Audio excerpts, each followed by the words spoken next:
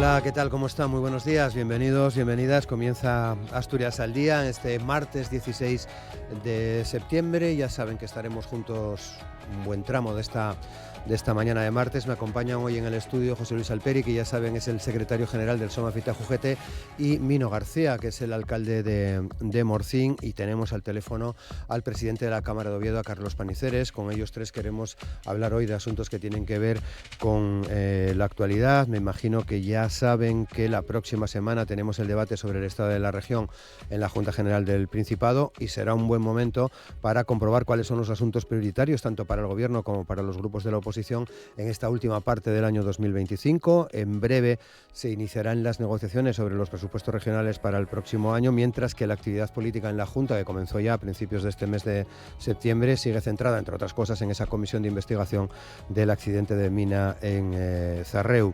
El presidente del Gobierno regional tiende la mano públicamente al Partido Popular, así lo publicaba distintos medios de comunicación en los últimos días, en relación a los presupuestos me refiero, porque entiende Adrián Barbón que el mejor espacio para mostrar la voluntad de diálogo es la negociación del presupuesto de Asturias del año próximo, del año 26, y por eso quiere animar al Partido Popular a hacerlo. Foro, dice Barbón, ya sabemos que va de la mano del PP, así que lo incluyen también en esta ecuación. Esta semana, precisamente, el presidente Barbón viaja a Bruselas para, según ha explicado, hablar de la importancia que tiene para Asturias estar presente en la agenda comunitaria y trasladar directamente su posición sobre cuestiones que considera el Gobierno de Asturias clave, como pueda ser la política agraria común, la industria de defensa o el reparto de los fondos europeos. Y relacionado precisamente con uno de estos asuntos, con la industria de la defensa, recordarán que hace unos días se conocía que Indra y el grupo UNOSA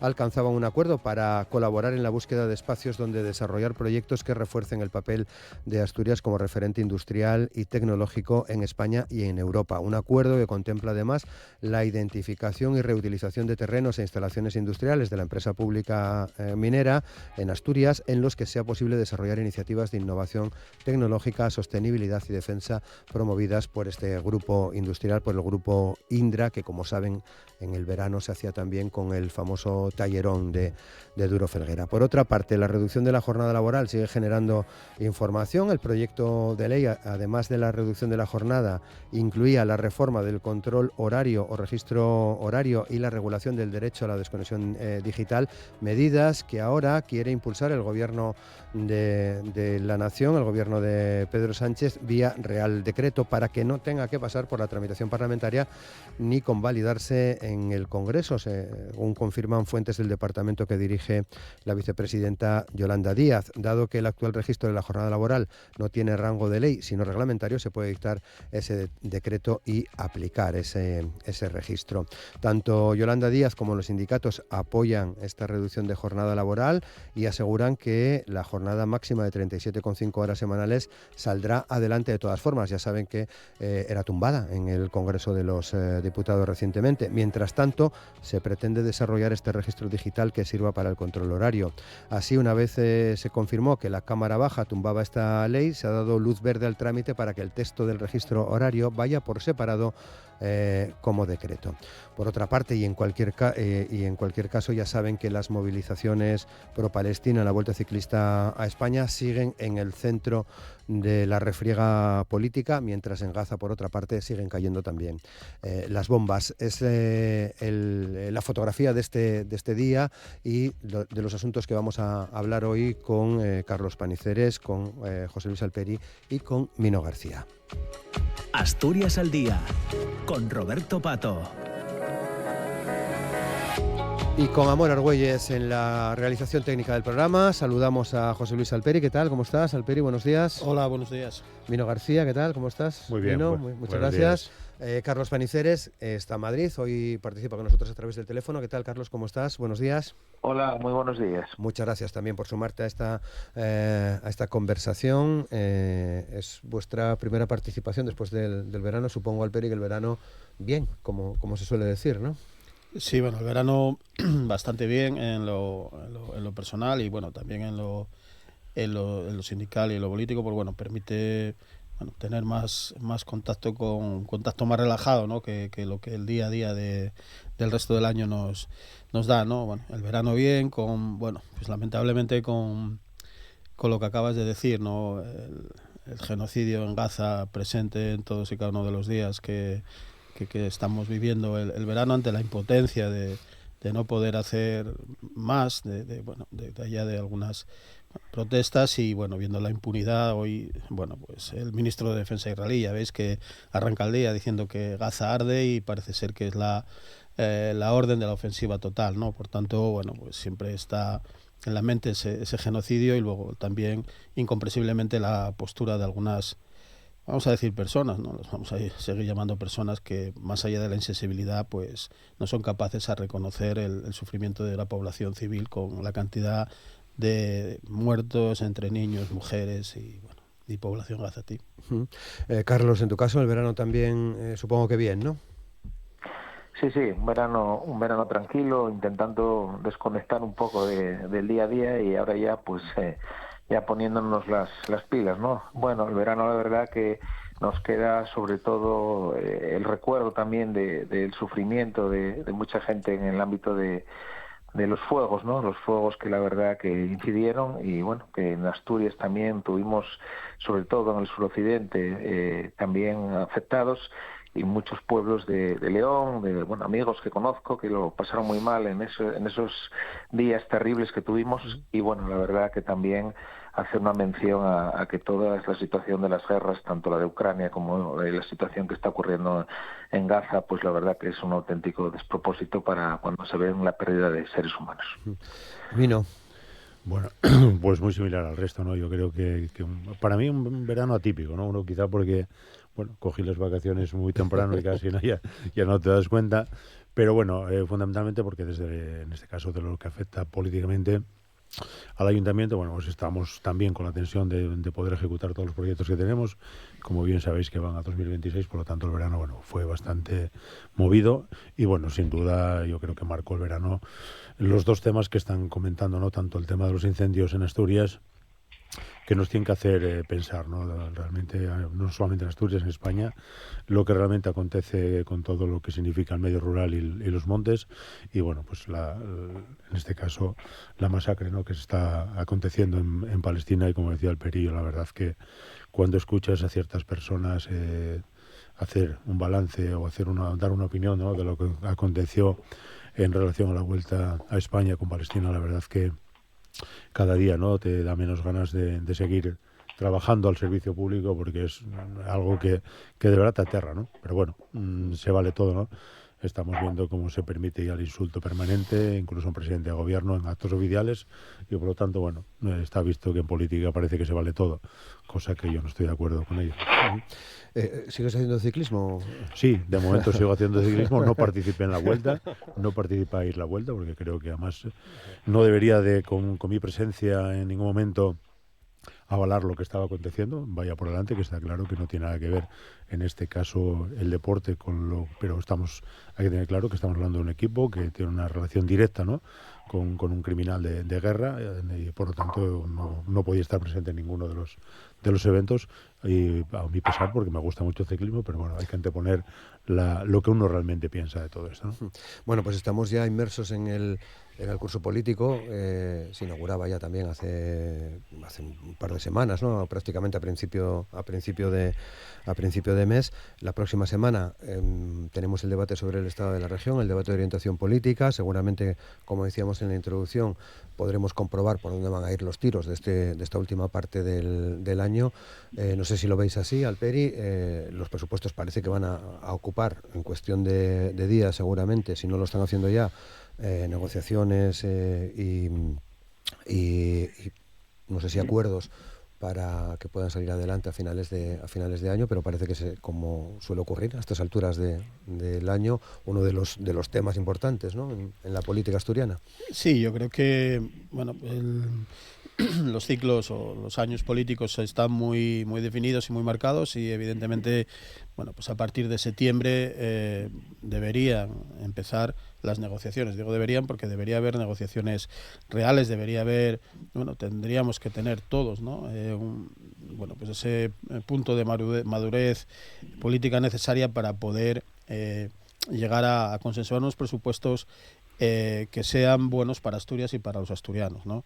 Está claro que hay, bueno, pues distintos grupos políticos con una ideología diferente, pero yo creo que hay ciertos elementos, ciertos ámbitos de la vida de los asturianos, como digo, que debe permitir ese acuerdo, ¿no? El estado de bienestar, el escudo social, las características que tiene la población asturiana, los acuerdos de educación, la necesidad de bueno, pues definir y concretar las áreas sanitarias, la atención a los mayores y luego las posibilidades de atraer inversiones, atraer industria y lograr esa reindustrialización que queremos para Asturias. Yo creo que son los puntos importantes que deberían confluir prácticamente todas las fuerzas políticas, ¿no? Espero que haya altura de miras, que haya por lo menos proceso de negociación, ¿no? Para, bueno, pues para que conozcamos todos dónde están, digamos, los puntos de desencuentro, y que por lo menos en el trazo grueso tengamos unos presupuestos que recojan, bueno, pues la mayor amplitud de ideas posible, ¿no? No sé si será posible finalmente un acuerdo total en los presupuestos, pero bueno, como digo, si en el trazo grueso conseguimos una hoja de ruta importante para Asturias, que es al final el interés de todos, yo creo que bueno, por ahí deberíamos avanzar. ¿Piensas lo mismo, Mino? Sí, pienso lo mismo, pero no soy nada optimista. Bueno, es que yo optimismo... uno sería lo que realmente deseamos, ¿no? Quiero decir, sobre todo un acuerdo de aquello que afecta a la mayoría de la ciudadanía en Asturias, ¿no? Como bien decía Alperi, estamos hablando de los pilares básicos del bienestar, bueno, el tema de los mayores, la educación, la sanidad, y bueno, pues yo creo que también lo que significa la generación de actividad económica que repercuta en un empleo y un empleo de calidad, ¿no? Pero bueno, como decía antes, yo creo que la polarización política que existe en este momento no va a permitir, bajo mi pensamiento, el que realmente, en este caso la derecha, entienda cuáles son las necesidades, ¿no? Y sobre todo el dar el ok a los presupuestos de la izquierda, porque bueno, lo estamos viendo en el día a día, ¿no? Una escalada, como decía antes, donde no hay ese debate político de altura, ese debate que realmente permita, ¿no?, discutir de qué es lo que realmente se necesita en Asturias. Y bueno, sea cual sea el presupuesto, está claro que va a haber una parte, y ojalá me equivoque, que va a estar en contra del mismo, fundamentalmente porque va a seguir en la misma dirección, ¿no? Hablando desde la situación de la financiación, desde el tema de impuestos, el tema fiscal, temas que yo creo que ahora mismo son muy difíciles de aunar entre una parte política y otra, ¿no? Por lo tanto, bueno, creo que debe existir, eso sí, la negociación. Espero que el Partido Popular, como fuerza de la oposición, haga propuestas que realmente, bueno, pues se puedan tener en cuenta. También por quien presenta los presupuestos, si no se haga solo y exclusivamente lo que es la crítica destructiva sin aportar nada en este caso a una negociación que espero que se dé y que sea fluida. A partir de ahí el resultado, bueno, pues ya lo veremos, ¿no? Carlos, desde tu posición como presidente de la Cámara de Comercio, con también la mirada puesta en esta cercana negociación presupuestaria. Bueno, sí, la verdad que estamos en la mitad de legislatura. Estamos, de hecho, haciendo ahora una ronda con los grupos parlamentarios. La semana pasada estuvimos con el grupo parlamentario de Izquierda Unida. Esta semana me parece que toca el Partido Popular. Y bueno, la verdad que entre el deseo y la realidad, ¿no? Evidentemente, bueno, pues siempre he dicho que vale más unos presupuestos, aunque no sean los que queremos, que no haya presupuestos, ¿no? Eso partiendo de esa idea. Y segundo, bueno, pues hombre, todos nos gustaría que se acercaran posiciones, que en la totalidad de los acuerdos, pues a veces es muy difícil que se llegue. Bueno, pero yo creo que también hay manera de pactar cosas intermedias. Y bueno, pero también es cierto que hay un cierto ya, no sé si pasada la mitad de la legislatura, ambiente ya preelectoral, ¿eh? Aunque parece que queda mucho, pero bueno, es como que las cosas empiezan a acelerar. Bueno, hace un llamamiento a que en todo caso pues que esa negociación, que evidentemente le corresponde liderar al gobierno, y que intente, bueno, pues sentarse con todos los grupos y, bueno, a ver si se puede acercar posiciones en algunos temas, y teniendo en cuenta que sí que nos preocupa de manera muy importante lo que vaya a ocurrir con la financiación, porque Asturias, yo creo que ahí, como hemos hablado en muchas ocasiones, se juega mucho, ¿no? Nuestra economía y nuestra dependencia de los presupuestos del Estado y las transferencias para mantener nuestro estado de bienestar, pues la verdad que depende mucho de cómo queremos finalmente que ocurra con ese debate.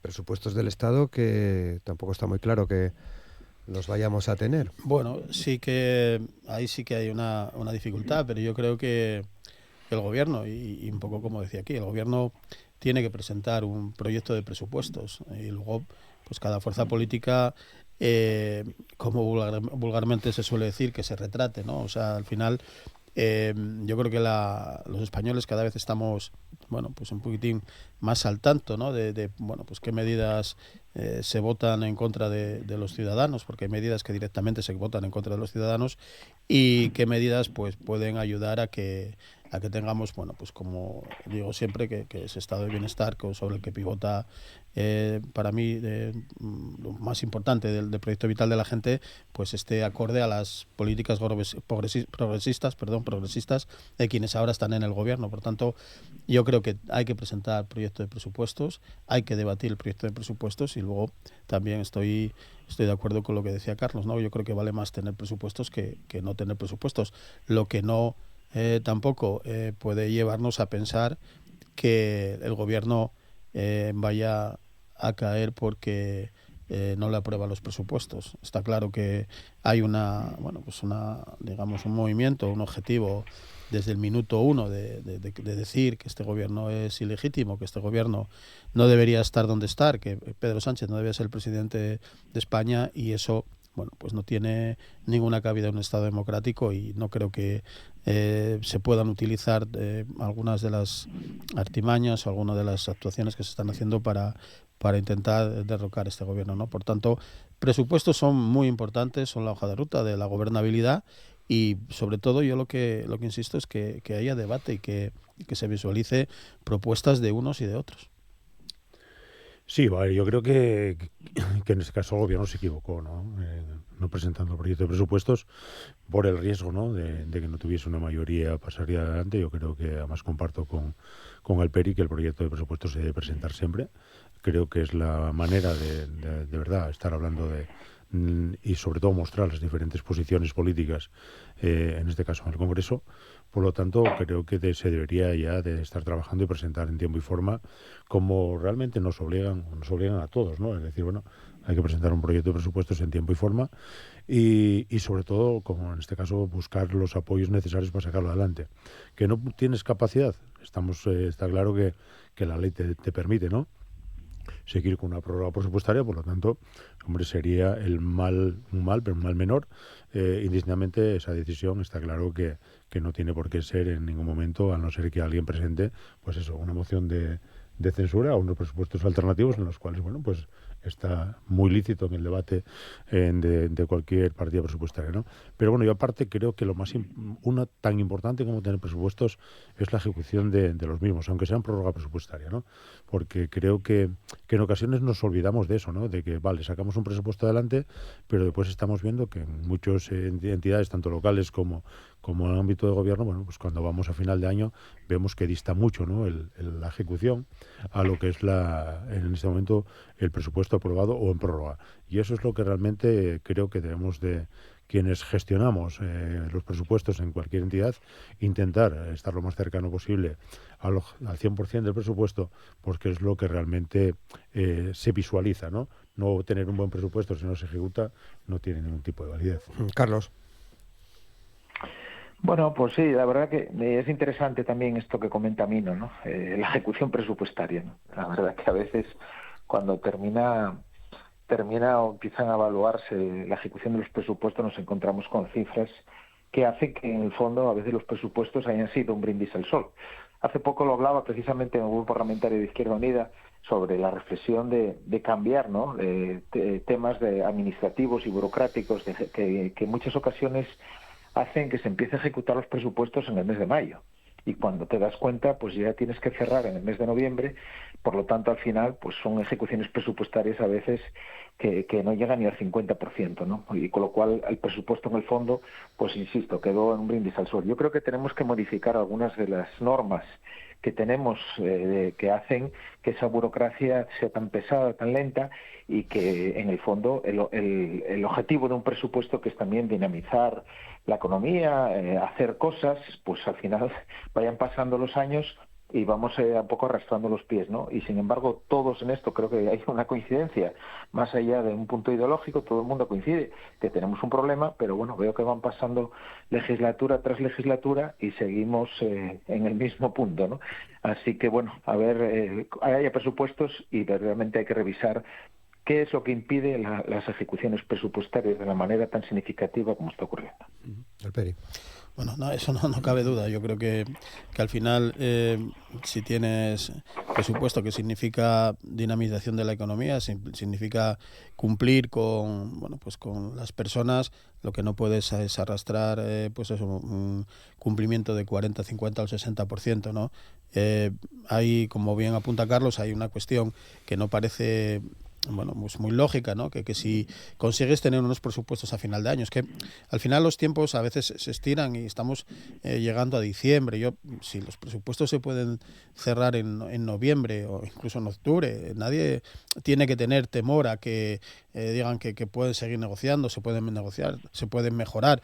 Los presupuestos, en el momento que estén para cerrar el acuerdo o para llevarlos adelante sin acuerdo, yo creo que se deberían concretar, y a partir de ahí, pues eso facilita mucho que a principios de enero ya se empiece con toda la tramitación administrativa. Es cierto, y como bien apunta Carlos, que muchos de los niveles burocráticos que tienen que ir superando dentro de la administración esos presupuestos, esas partidas presupuestarias, esas dotaciones económicas, pues son a veces excesivamente lentos, ¿no?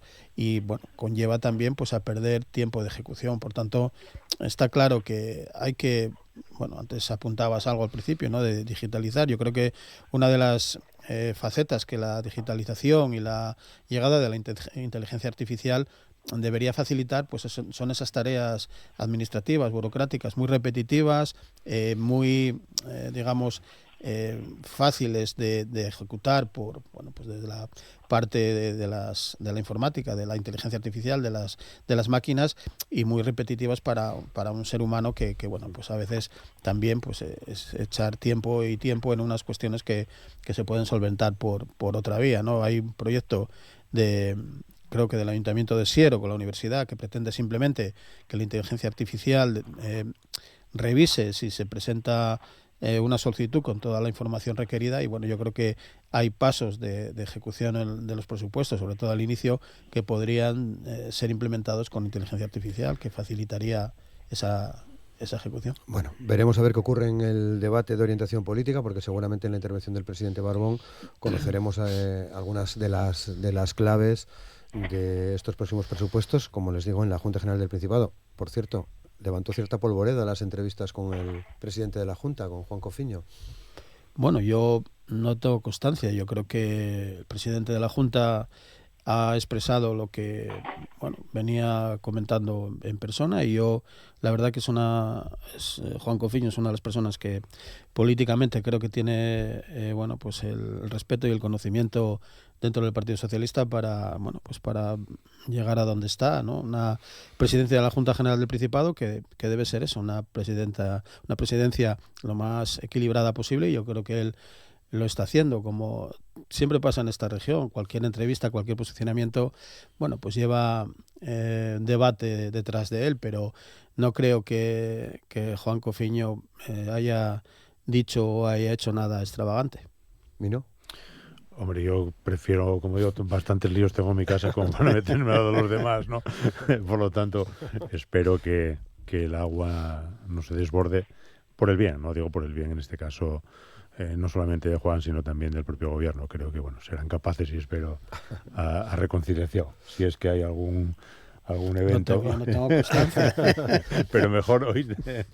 De hecho, coincido con alguna de las cuestiones que Juan, no las voy a decir públicamente, pero algunas cuestiones que plantea Juan, coincido plenamente con él. Carlos, ¿tienes opinión en este sentido? Bueno, la verdad que Juan, yo le tengo mucho aprecio y mucho cariño. Evidentemente hoy él ha expresado, bueno, pues sus opiniones de algunos temas, pero bueno, ya más allá de eso, evidentemente los debates ya internos de los partidos a mí no me corresponden, pero bueno, algunas cuestiones que le hace alguna reflexión, pues yo también es verdad que algunos de sus puntos de vista comparto, ¿no? Pero bueno, ya sabes, aquí en Asturias cuando alguien hace una entrevista y dice algo rápidamente, pero como estamos acostumbrados a muchas entrevistas que no dicen nada, que son absolutamente planas, llama la atención cuando alguien dice algo o se moja en algo, marca una posición clara en algún sentido, ¿no? Pero bueno, espero que, me imagino que todo discurrirá de una forma normalizada. Muy bien. Bueno, pues sin perder de vista toda esta cuestión, el presidente viaja a Bruselas, entre otras cosas, para hablar de la PAC, de la Política Agraria Común, de la industria de defensa o el reparto de los fondos europeos. Y precisamente quería ir a ese epígrafe de la industria de defensa, Carlos, porque hace muy pocos días conocíamos cómo Indra y UNOSA entablan una colaboración para seguir desarrollando esta industria en Asturias. Conoces muy bien esta situación, Carlos, porque de hecho participas en este tipo de cuestiones como presidente de la Cámara de Oviedo, así que entiendo que te parece una buena iniciativa esta de colaborar con la empresa pública UNOSA, de poner a disposición terrenos para Indra y que se siga desarrollando esta industria de defensa en Asturias. Sí, la verdad que es de las buenas noticias, ¿no?, que tenemos en Asturias. Primero, pues compañías que estuvieron a punto de desaparecer, que no hace tanto, como Santa Bárbara, Rheinmetall, pues hoy están dando puestos a miles de puestos de trabajo, generando actividad económica, que es el gran reto de Asturias.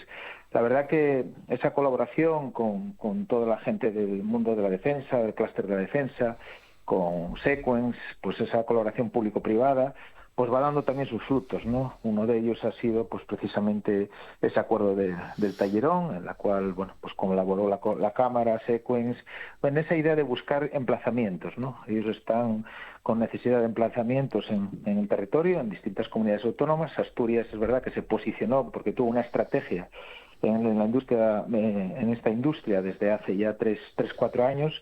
Llevábamos hablando tanto con Ángel Escribano como también con su hermano. Bueno, pues eso va dando también sus frutos. Y bueno, pues sé también de buscar posibles otras localizaciones. Ahí surge la posibilidad de que alguno de esos proyectos se asiente en las comarcas mineras. El gran tenedor todavía también de terrenos industriales precisamente es la empresa pública UNOSA, con lo cual, bueno, pues yo creo que es una conjunción perfecta y que sea una oportunidad también para ese reto que tenemos y esa deuda pendiente que seguimos teniendo con las comarcas mineras, que bueno, yo siempre creo que la transición no es justa precisamente cuando no en los territorios donde más ha sufrido todas esas reconversiones y esa transición no veamos actividad económica y puestos de trabajo, ¿no?, que yo creo que es el gran reto de las comarcas. Por lo tanto, creo que tanto UNOSA como todos tenemos que pelear porque se asiente alguno de esos proyectos, porque tengamos en cuenta que si no se sientan aquí, se van a sentar en Jaén o en cualquier otro punto de Andalucía, en Castilla y León, en Castilla-La Mancha, porque en este mundo, como se diría en términos... todo el mundo está metiendo el codo, ¿no? Y con lo cual tenemos que intentar ser proactivos, agilizar todos los trámites y, bueno, ir a buscar las cosas, no esperar a que nos llamen. Y yo creo que se está haciendo un buen trabajo en este aspecto desde la consejería que dirige Borja Sánchez y el director de la agencia Sequence. Y, bueno, pues los demás hoy a colaborar y a arrimar el hombro, que es de lo que se trata, y ver cosas que den fruto y que generen empleo. Y, bueno, pues en eso estamos. Mino. Bueno, a ver, y hoy en más de una ocasión lo planteábamos, ¿no? Son dos temas desde el punto de vista de lo que uno puede defender, de lo que significa, ¿no?, en este caso el tema de armamento, pero tengo muy claro que un país como España necesita también, ¿no?, desde el punto de vista de la defensa. Por lo tanto, yo siempre lo planteé hay un empleo que se genera a través del entorno de defensa, que es un empleo de calidad. Lo conocemos por suerte en Asturias, lo conocimos también fuera de Asturias y, hombre, creo que todo lo que se pueda atraer, ¿no?, a esta región se necesita. Y en relación a lo que estáis planteando, ¿no?, yo creo que coincido en que hay una deuda, en este caso, con las comarcas mineras. No hay más que tener en cuenta que tanto el Nalón como el Caudal y la empresa Onosa pues sigue teniendo suelo más que suficiente para atraer proyectos, ¿no? Proyectos que por una razón u otra no llegan y que está claro que, bueno, pues todo lo que sea poner en valor, ¿no?, pues ese tipo de suelo, bienvenido sea. Es triste, ¿no? Digo, es triste que por una razón u otra, podemos estar hablando de lo que significó Ricastro con el tema de la conexión, ¿no?, con la autovía, o podemos ver en la parte del Nalón pues las dificultades también en ocasiones generadas por el tipo de suelo, ¿no? Espero, ¿no? Digo que espero que se dé en este caso un uso, aunque realmente, bueno, pues oye, si el uso no va a lo que va a la industria, por lo que pude leer, ¿no?, que en principio parece que voy a un centro tecnológico, bien sea una u otra, y a una pista de pruebas para los blindados, bueno, pues está claro que va a ser menos empleo de lo que realmente se pueda generar en otra parte de Asturias, pero bueno, si es lo que tenemos, habrá que aplaudirlo, ¿no? Me gustaría que, bueno, pues es como digo, en estos suelos tan bien ubicados, realmente se pueda tener también generación de empleo asentado en esas comarcas, ¿no? Alberi. Bueno, yo creo que es una buena noticia, ¿no? Y yo así lo he dicho públicamente, porque ahora mismo, que a mí no mencionaba Ricastro, ¿no? Yo recuerdo cuando, y un poco también, ¿no?, cuando hablabas de la entrevista, cuando dijimos desde el SOMA que se hiciese una parada centralizada del AVE en Ricastro, todo el mundo, prácticamente todo el mundo salió a decir que no, que bueno, que esto, cómo iba a ser la parada del AVE ahí, con un aparcamiento y, bueno, pues como hay en otros sitios, ¿no?, donde se centraliza la llegada y luego pues con trenes lanzadera o con aparcamiento público gratuito, la gente se pueda desplazar y bueno, no. Cada vez que paso por Ricastro, digo, bueno, y todos los que criticaron la parada del AVE en Ricastro, ¿dónde están sus propuestas? ¿Dónde están los proyectos que iban a aterrizar en Ricastro? ¿Dónde está esa industria alternativa que se iba a utilizar en Ricastro, ¿no? Por tanto, yo lo primero que quiero es que hay, bueno, pues muchísima gente que critica cualquier planteamiento, pero no hace ninguna propuesta, ¿no? Y aquí yo creo que el que se haya conseguido que Indra bueno, pues venga a Asturias en este momento, yo creo que es una cuestión positiva porque como todos sabemos, hay una alianza vía Carisa en este ámbito de la defensa, que cualquiera de quienes están en esa alianza se estaría peleando por lo que tenemos en Asturias, ¿no? Y puedo hablar de Córdoba, de Jaén, de Zamora, de León, de Toledo, o sea, hay un montón de sitios que se están peleando porque Indra tuviese su industria en su provincia, en su comunidad autónoma, ¿no? A partir de ahí, bueno, pues Onosa, que no ha conseguido tampoco ni un solo proyecto en su suelo industrial después de tantos y tantos años, ni SEPI ni Onosa han planteado un proyecto que genere actividad alternativa al cierre de la minería, tiene un montón de suelo industrial que no ha hecho una comercialización adecuada porque pues estamos viendo que ni Modesta, ni Figaredo, ni Ricastro, ni ninguno de los polígonos, prácticamente ni Lieres, tienen bueno, pues actividad. Por tanto, el acuerdo lo que fija es que Indra necesita terrenos, necesita ver qué ubicaciones tiene y Onosa tiene esos terrenos, ¿no? Luego, evidentemente, hay una cuestión importante, es una, bueno, por lo que conocemos, ¿no?, que tampoco conocemos mucho, es una pista de pruebas de tanques, ¿no? Pero claro, esto no son las maniobras que yo hacía en el Teleno, ¿no? Esto ya estamos hablando de bueno, pues una electrónica de altísimo nivel, una tecnología de primera investigación, de primera línea de investigación, tendrá su edificio de control, su edificio de centro de esos datos. Y luego hay una cuestión también que es muy importante y yo creo que ayudará a vencer el escepticismo de la gente de las cuencas, ¿no? El que se diga que sale una tecnología desde la cuna de las cuencas mineras, desde Mieres al mundo, yo creo que es una cuestión muy importante en el ámbito de la moral de la gente, ¿no? Porque estamos viendo que la transición que se ha hecho en estas comarcas no ha sido justa y no está siendo justa, y ahí tenemos el debe, ¿no? Tenemos un plan de empresa de Onosa que no acaba de formalizarse, ni SEPI ni Onosa ponen encima de la mesa nada. Hemos visto cómo han cerrado las centrales térmicas de Lada y Sotorribera, y lo que va a quedar va a ser el solar, sin más y sin ninguna otra actividad. Iberdrola abanderó a bombo y platillo una fábrica de paneles solares en Riaño, Esion, y de aquello no queda, ahí sigue el cartel, pero no sabemos nada y no responden sobre qué va a ser en esa actividad. Pero es que luego, incluso en el suroccidente de Asturias, algo que también se presentó en Tormaleo, una restauración modélica de aquellos cielos abiertos, contando con los vecinos de los pueblos, con una restauración que iba a hacer traza tremenda, con una ingente cantidad de dinero que se destinó allí. Pues lo que estamos viendo, y este verano eran unas cosas que aproveché a pasar el tiempo por allí, pasar el día con la gente de Ibias, de Degaña, de Cerredo, de Tormaleo, y ven que son quienes están allí, que la tal rehabilitación prometida, la tal restauración medioambiental que iba a facilitar usos de turismo activo, usos de otro tipo en aquellos ámbitos, parece ser que no va a ser así, ¿no? Que, por dicho sea de paso, nosotros vamos a estar muy vigilantes de que se cumplan esos acuerdos y esas promesas. Por tanto, a casa no nos trae nada, hay que buscar, hay que salir, hay que intentar, en el momento que hay, pues que tener actividad industrial aquí, y con eso pues conseguir que ese tejido y esa Asturias, que ha sido siempre industrial, que ha sido minera, energética, industrial, como dije en su momento, que siga siendo minera, energética, industrial, pues con una minería distinta, una energía distinta y, por supuesto, una industria distinta. Mira.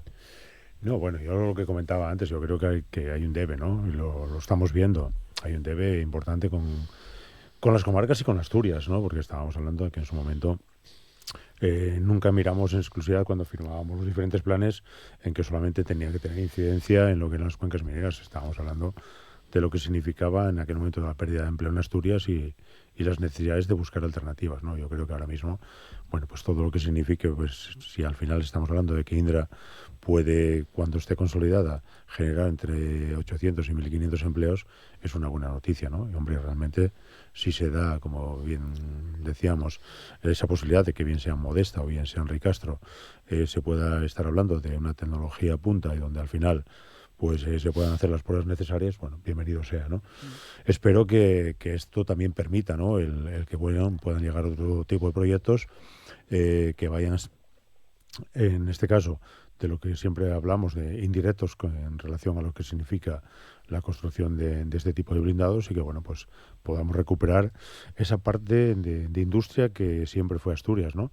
Al día de hoy estamos viendo cómo, bueno, pues el empleo industrial está descendiendo de manera alarmante y, bueno, Asturias está claro que sin industria lo vamos a tener complicado, ¿no? Por lo tanto, bueno, tenemos que hacer una apuesta, pese a quien pese, por la industria, porque fundamentalmente Asturias siempre fue industrial y al día de hoy yo soy de los que planteo que no tenemos alternativa todavía para poder desprendernos de la misma, ¿no? Carlos. Bueno, pues sí, hablando también, y por también introducir un tema que va a ser fundamental para que tengamos industria, necesitamos energía. Y yo creo que es uno de los temas que, bueno, hemos tardado en darnos cuenta de que nuestras instalaciones de energía pues no pueden abastecer a esa industria. Y bueno, ahora parece que todo el mundo coincide, pero vamos a ver el desarrollo, porque evidentemente está muy bien decirlo, pero aparte hay que ejecutarlo, ¿no? Ya veremos en el desarrollo de la implantación de ese anillo eléctrico, a ver hasta a qué año nos lleva y si conseguimos alimentar energía a la industria. Precisamente algunas de esas antiguas instalaciones mineras tendrían, precisamente una de las cosas a favor precisamente es que hay subestaciones, hay una instalación eléctrica que posibilita la implantación. Y bueno, en cuanto al tema de Indra en las comarcas mineras, solo que haya salido ya la noticia ha puesto en el mapa a las comarcas mineras, ¿no? Por lo cual ya tiene un efecto de revulsivo, aun cuando todavía no ha llegado ningún proyecto. Ese proyecto que, bueno, cuando se habla de circuito, estamos hablando de circuitos de tecnología, hangares, fábricas complementarias, determinar un producto. Evidentemente, no estamos hablando de un circuito de rallies para ir a hacer allí con coche cosas, ¿no? Estamos hablando de altísima tecnología, de vehículos que pueden ser no solo para España, sino exportados para el resto del mundo, con lo cual haría que personas personas pudieran venir a esa parte final de entrega de producto y un poco esa salida de ese producto de alguna de nuestras comarcas, ¿no? Yo creo que sería una magnífica noticia, pero incluso sin haber ya se producido, que todavía quedan pasos por dar, ya, por las comarcas mineras, pues sí se está hablando de Modesta, se está hablando de Ricastro, se está hablando de esas zonas de Unosa, con lo cual ya simplemente pues ya está poniendo en el mercado que hay ese suelo industrial y bueno, pues este proyecto, otros, yo creo que todos tenemos que intentar conseguir que sea una realidad, como ese también esa apuesta que también hemos defendido desde hace tiempo desde la Cámara de Comercio por esa lavandería centralizada precisamente en esos terrenos en Langreo, que yo creo que sería también un gran proyecto que sé que está también está en marcha por parte del gobierno y esperemos que pronto empiece a ver los primeros pasos ya de que se visualice, ¿no? ese gran proyecto, ¿no? Que también es una manera de poner esos terrenos también en valor para las comarcas y para Asturias. Es verdad que las prisas muchas veces no son buenas consejeras, pero mencionabais el proyecto de lavandería, al hilo de lo que estamos hablando de Indra, y decías, Alperi, más o menos, lo resumo, corrígeme si no te entendí bien, que en las cuencas se necesita ese proyecto que tire un poco de la moral de la gente, pero claro, son proyectos que seguramente se desarrollan en el tiempo que necesitan, ¿no? Pero que a veces da la sensación de que se alargan en el tiempo. Sí, bueno, es un poco lo que apunta Carlos, ¿no? Simplemente el anuncio de Indra en la relación con las cuencas mineras ya ha cambiado un poco. Ya hay un debate, ¿no? Hay un debate, bueno, como suele ocurrir con cuestiones que deberían estar fuera del debate, pero hay un debate que la gente empieza a ver que hay alguna posibilidad, ¿no? Yo lo he dicho muchas veces públicamente, necesitamos vencer el escepticismo. O sea, hay una cuestión que está ahí y que se puede comprobar, que hay escepticismo en las comarcas mineras y lo hay por todo esto que estamos hablando, ¿no? En 2018 cierra la minería del carbón, pero ya anteriormente vamos a ir reindustrializando, nos pilla la crisis del 2008 que afecta principalmente a la construcción y a las energías renovables, que era un poco por donde se había apuntado esa actividad alternativa a la minería, y bueno, llegamos a 2018 y bueno, pues lo que estamos hablando aquí, ¿no? Proyecto de paneles solares, una lavandería, una restauración en el suroccidente que se presentó pues con todos los parabienes y que bueno pues que trajo un poco de ilusión a la gente, y luego claro, cuando pasa el tiempo pues otra vez volvemos a ese escepticismo de que pues la lavandería lleva sus pasos, el proyecto, etcétera, etcétera, y que hablar del terreno, que hay que hacer unas actuaciones sobre el terreno, que bueno, pero está ahí, ¿no? Y no vemos que ya se había abierto incluso una página para solicitar puestos de trabajo en la fabricación de paneles solares, y va a empezar en septiembre, en octubre, y no comienza, ¿no? Bueno, pues esa es la parte que necesitamos vencer, y que la gente se crea que realmente va a haber una reindustrialización y una apuesta por unos territorios que en su momento tuvieron mucha actividad y fueron muy solidarios con el resto del país, ¿no? Y luego hay otra parte que Carlos apuntaba a la parte energética, ¿no? Yo creo que tenemos una ventaja competitiva muy importante, ¿no? Por una parte tenemos agua de mina, que se puede utilizar en muchos proyectos, y que vemos como otras comunidades autónomas pues es escaso ese agua. Casi no tienen agua potable, casi no tienen agua para el suministro de la población, cuando vienen proyectos como pueden ser los centros de datos, que tienen un alto consumo, un gran consumo de agua, ¿no? Y luego tenemos la parte energética, que tenemos que bueno, aquí los nudos de acceso a la red eléctrica están muy por debajo de la media española, que donde hay comunidades autónomas donde no aceptan proyectos o no pueden aceptar porque están saturados los accesos a la energía, ¿no? Por tanto, aquí que tenemos pues posibilidad de esos nudos, esos que se llaman nudos de transición, pues hacer los concursos, y que los proyectos, que bueno, cada uno decide dónde invierte su dinero, pero realmente quien tiene la propiedad de la red y quien puede también condicionar esa ubicación de los proyectos es en este caso Red Eléctrica, y por tanto esos nudos de transición yo creo que deben esos concursos hacerse con más puntuación y con más discriminación positiva, pues por ejemplo a Soto la Barca, a Lada o a lugares donde haya cerrado la actividad. Y de esto que estamos hablando, que le pregunten a los alcaldes, ¿no? Claro, Sí. claro. Que nos pregunten, sí. A ver, yo por ir a lo global, ¿no? Yo creo que se siguen cometiendo errores, sobre todo de anuncio, ¿no? De anuncio donde tú ahora pides opinión a la gente de las comarcas mineras si está de alguna manera con poco optimismo. ¿Por qué? Porque se anuncian, sobre todo desde lo público y de lo público-privado, se anuncian en ocasiones proyectos que después nunca ven la luz, ¿no? Yo creo que hay que, en este caso, lo que sí pediría de que no sigamos por esa dinámica, Alperi lo planteaba, y hay que, en este caso, criticar claramente, ¿no?, a SEPI y en la parte que corresponde a la empresa pública UNOSA, es decir, proyectos, porque desde lo público hay menos excusas para no ejecutar. Desde lo privado está claro que no vamos a decir nosotros a los privados a dónde tienen que llevar sus recursos, ¿no? Pero bueno, creo que en este momento sería, y lo vimos, ¿no?, pues hace un año, con aquellos proyectos que no veían la luz, que se decía que no vaya a ser que si sale información pues no se ejecuten. Se hablaba de 8 megaproyectos, ¿no?, ligados a fondos europeos, y si queda uno pues es de milagro. Por lo tanto, bueno, yo creo que tenemos que ser más cautos en todo este tipo de anuncio, y sobre todo porque al final lo que hablamos es la inejecución, no solamente de los fondos propios, sino también de los que vienen de la Unión Europea, pues de una manera u otra. Lo estamos viendo también ahora y lo hay que poner sobre la mesa, ¿no? El debate del tema de baterías.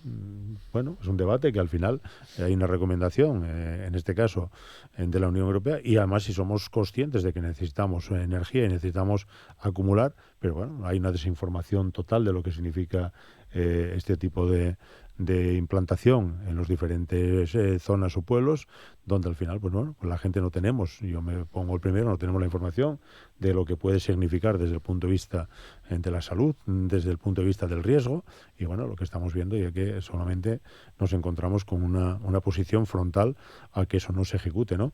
Bueno, pues esto significa, junto con que en este momento Red Eléctrica, pues con problemas continuos en lo que es el transporte, y sobre todo con lo que comentaba el Peri, de esos nudos de conexión, bueno, pues que al final estamos pidiendo una industria, pero bueno, tengamos verdaderas dificultades para después desarrollar esa actividad, ¿no? Yo creo que son muchos los temas que en este momento están ligados al sector eléctrico, desde que en su momento algunos siempre planteábamos, ¿no?, la necesidad de que un sector como un sector estratégico en este país, tendría que estar bajo la tutela una parte importante de lo público. Bueno, pues yo creo que este es el resultado de lo que realmente está aconteciendo, ¿no?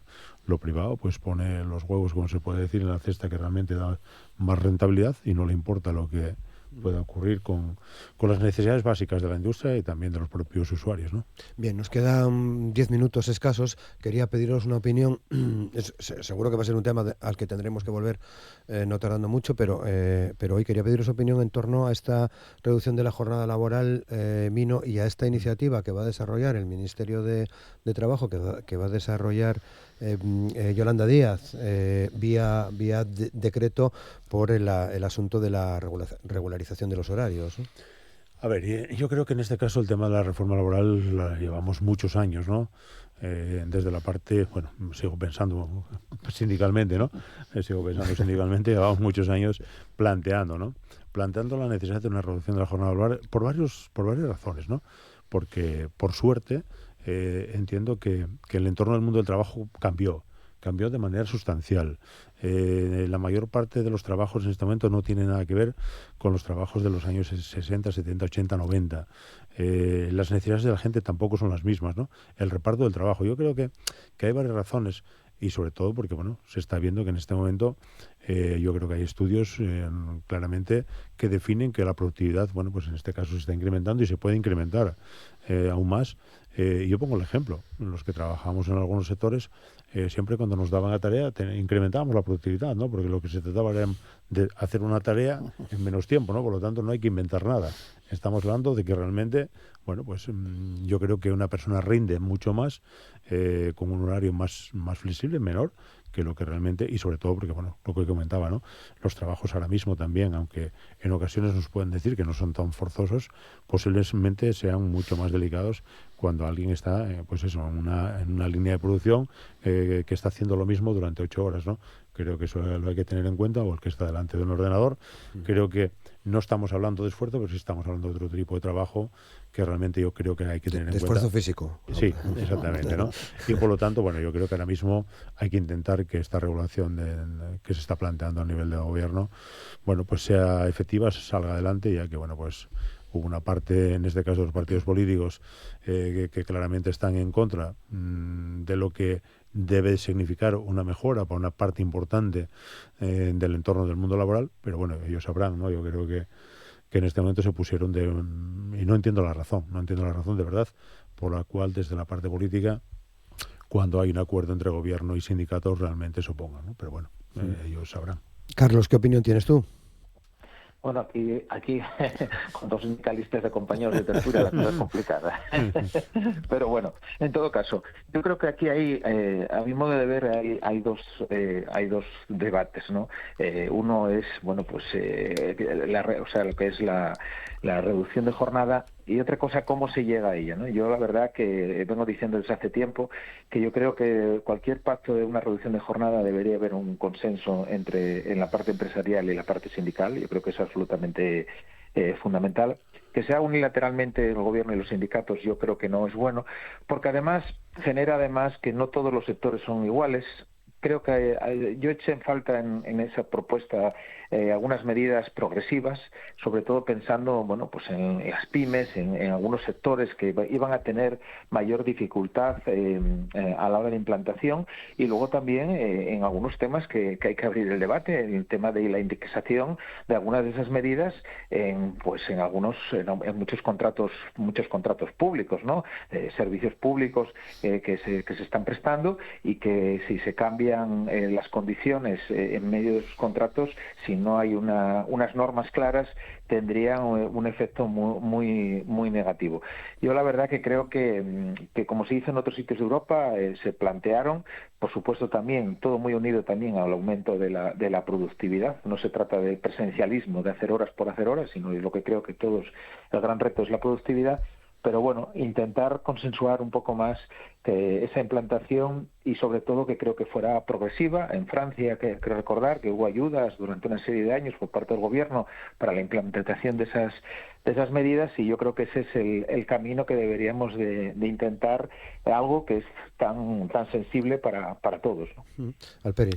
Sí, yo creo que a mí lo que me sorprende un poco es que ya no se haya rechazado la ley, simplemente se ha rechazado el debate, o sea, ni siquiera ha entrado en el Congreso de los Diputados la discusión y el debate, ¿no? Y yo creo que está claro, quienes lo rechazan no pueden permitirse que se les vean las costuras de que por qué va a estar en contra de esta medida, ¿no? Estamos hablando de una jornada laboral que data de 1983, o sea, si cada uno de nosotros pensamos cómo ha cambiado la vida, nuestra vida y la de la sociedad en general, de hace 42 años, bueno, pues probablemente la concepción de lo que estamos hablando es distinta, ¿no?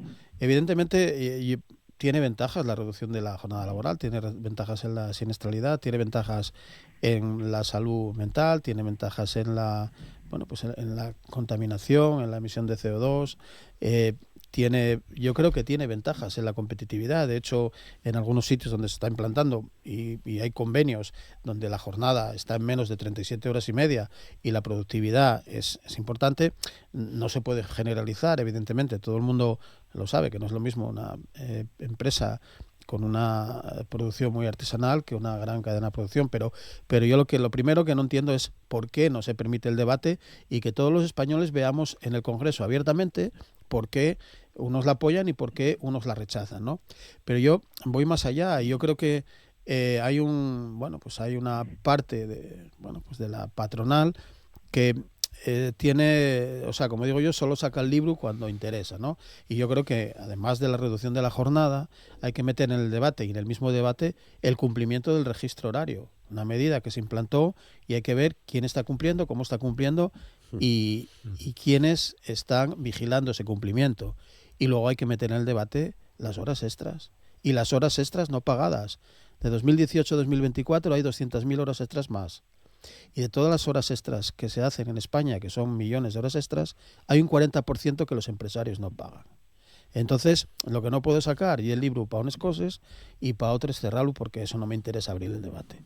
Entonces, yo aquí lo que creo que hay que seguir insistiendo en abrir el debate de la reducción de jornada porque es una demanda social que está ahí y que la gente ve, y por supuesto hay que aumentar un poco la labor inspectora porque no se puede cerrar el debate en unas cosas y luego dar la espalda a otras realidades que están ahí, ¿no? Yo creo que va a llegar la reducción de la jornada, espero que pronto, porque creo que es una mejora muy importante para los trabajadores y para la sociedad, por lo que permite y conlleva en conciliación. Bien, seguimos otro día, llegamos al final. Carlos Paniceres, muchas gracias, buen día. Muchas gracias. Mino García, muchas gracias. Gracias. Buen día. Y José Luis Alperi, muchas gracias y buen día. Muchas gracias, un saludo para todos, buen día.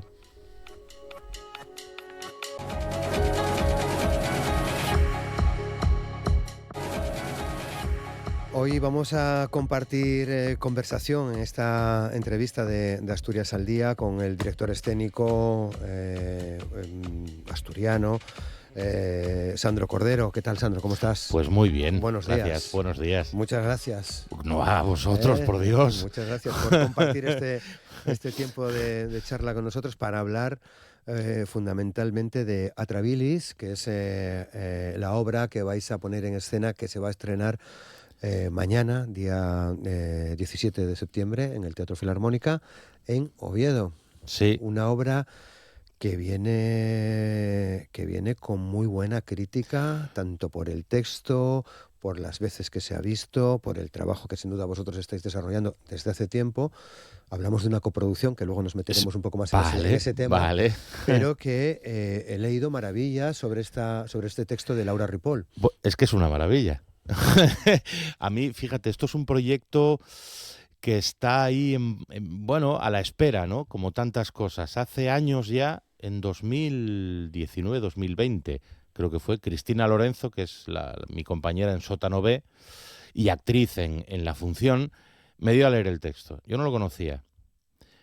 Y me quedé maravillado. O sea, no, de verdad. O sea, digo, pero ¿esto qué es? Claro, ¿qué pasa? Que desde Sótano B no teníamos en aquel momento la capacidad de producción para llevar a cabo este montaje como creíamos que se tenía que hacer.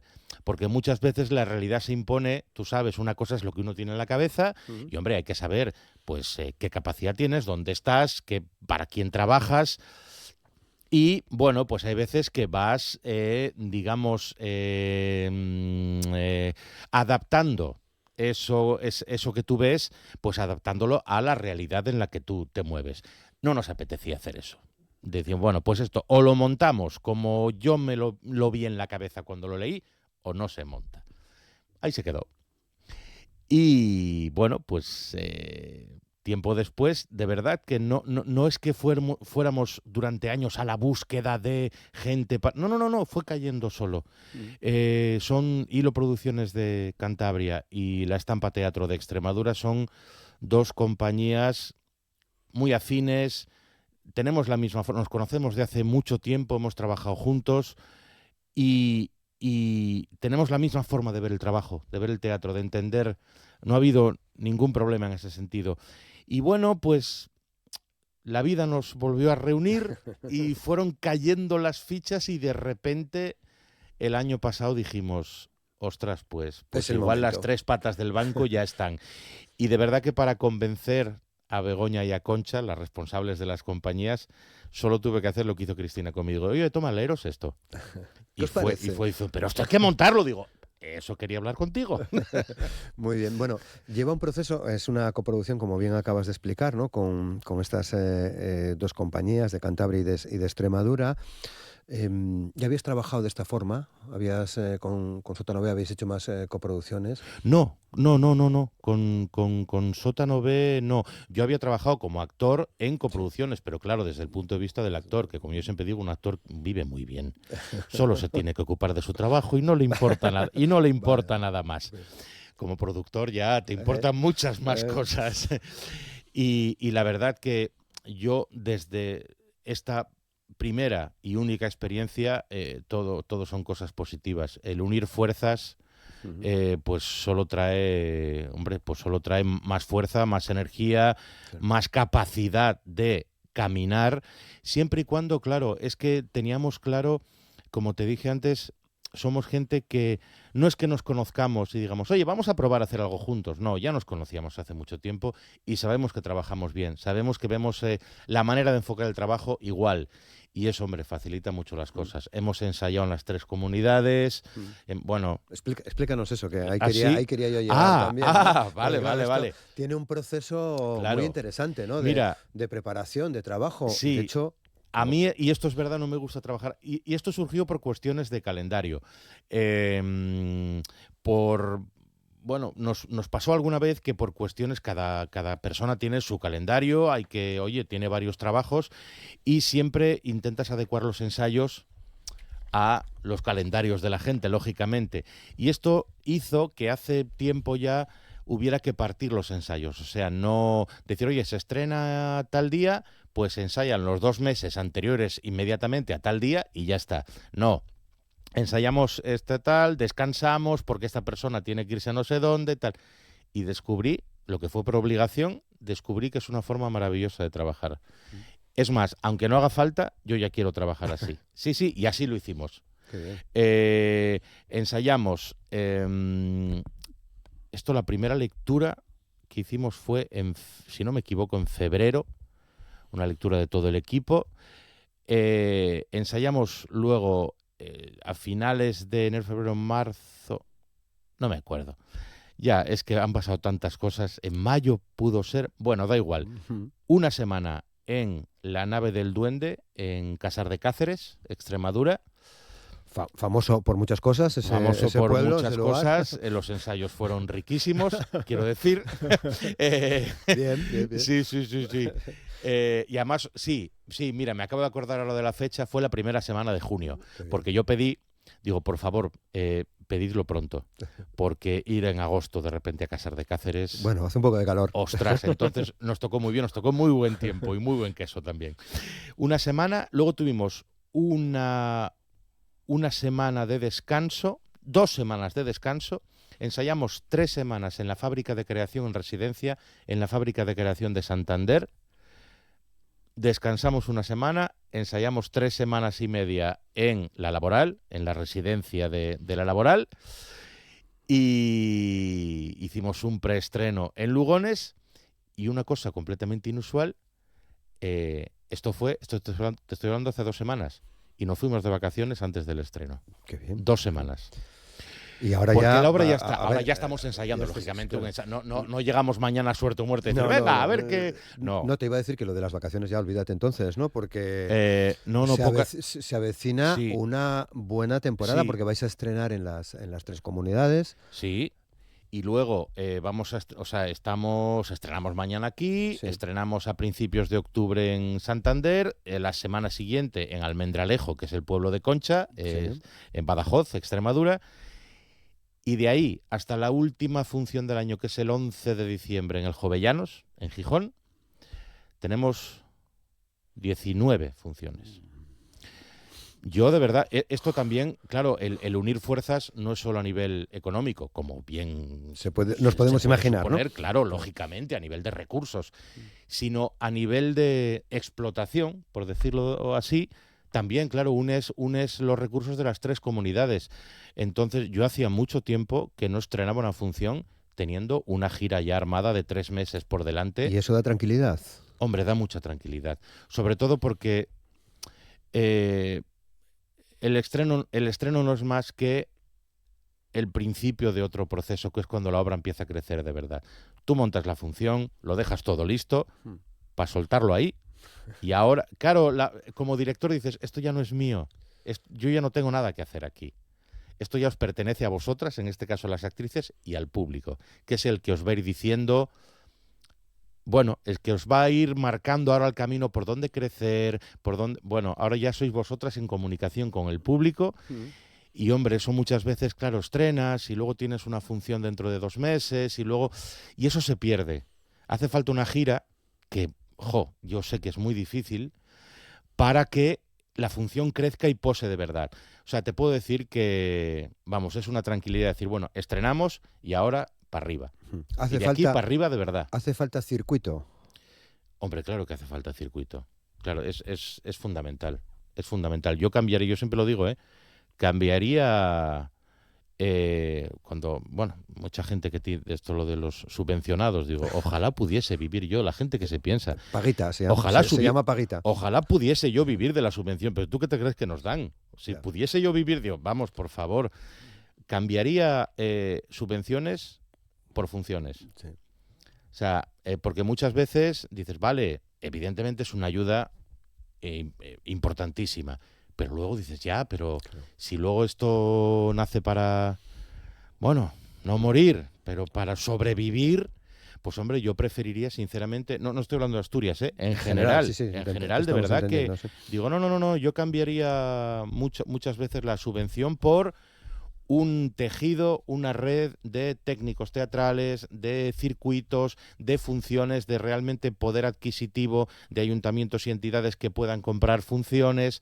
Bueno, eso construirías un tejido teatral mucho más sólido que, Claro. que de la otra manera. Desde luego.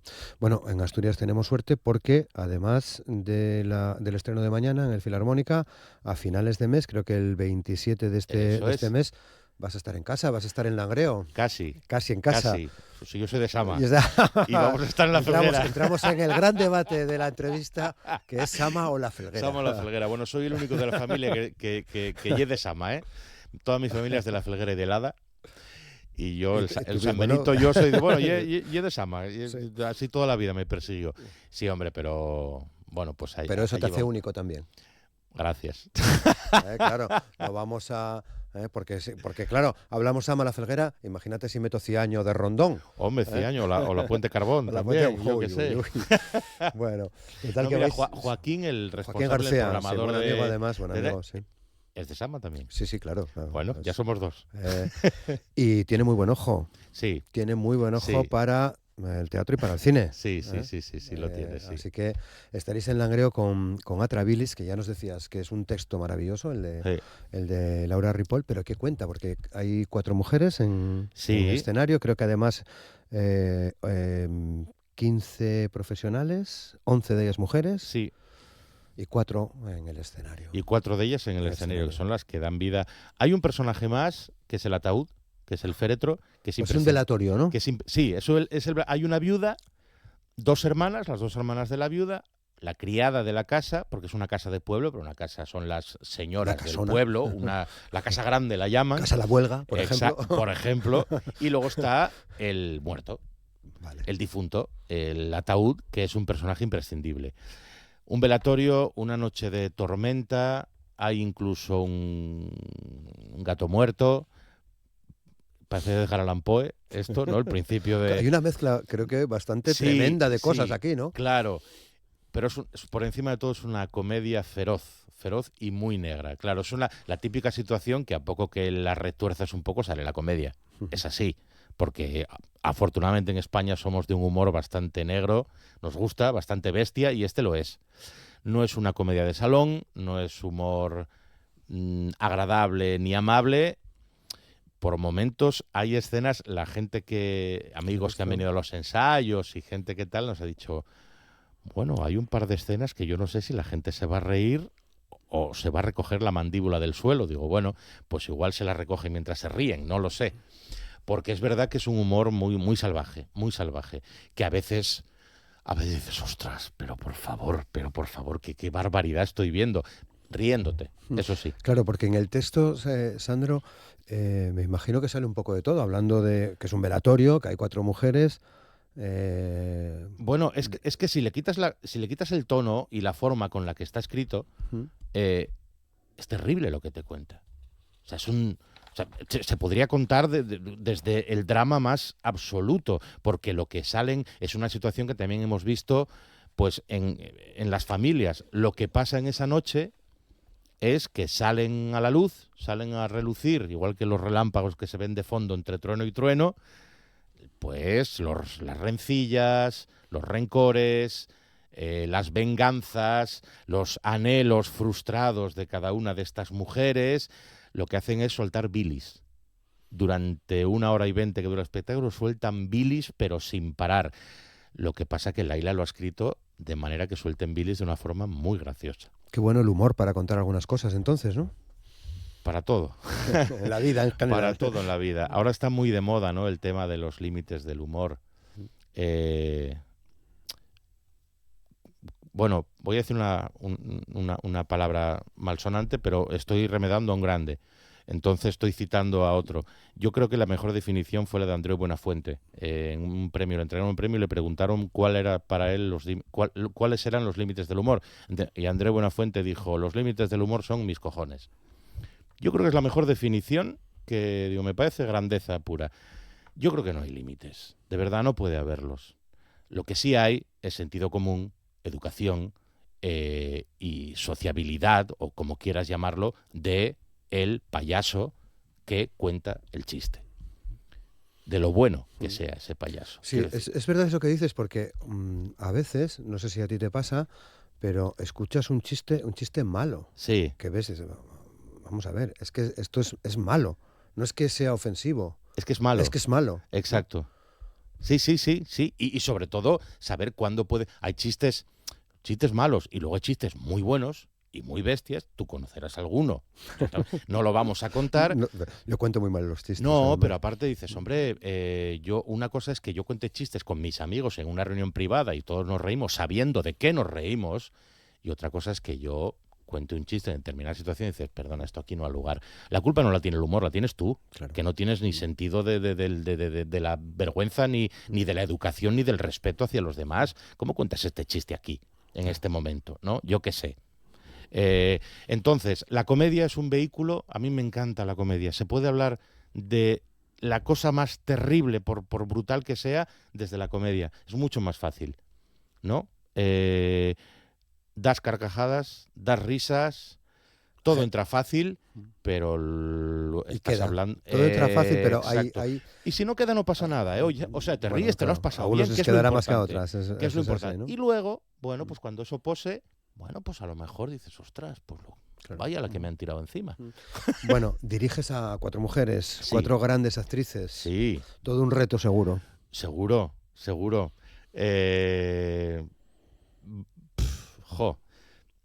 Pero yo lo tenía muy claro. Es que yo sabía, de verdad, que por ellas no iba a ser.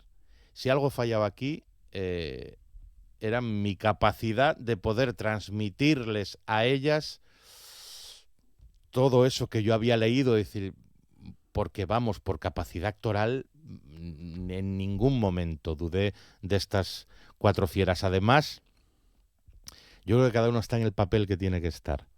Por energía, por forma de actuar. Como ya te digo, nos conocemos mucho. Entonces, yo las conozco mucho a las 4. Ya habíamos trabajado juntos varias veces.